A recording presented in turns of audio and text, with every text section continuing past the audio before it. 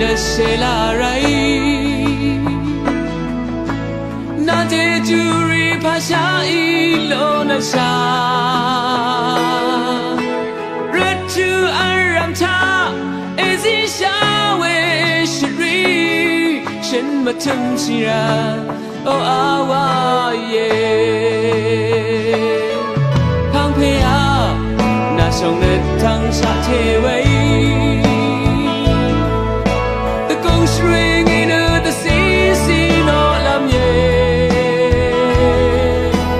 mi ram ya aram na ji ju ri lo ni we shen ma tum sira o awa ye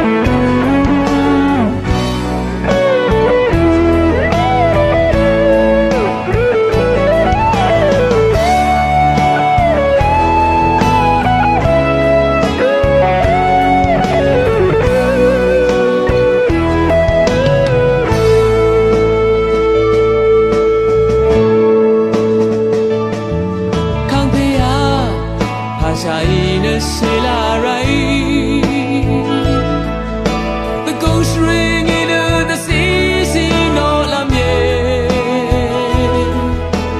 miram ya aram ezi sha we je to re shin matum sira o awa ye oh the ghost ina pu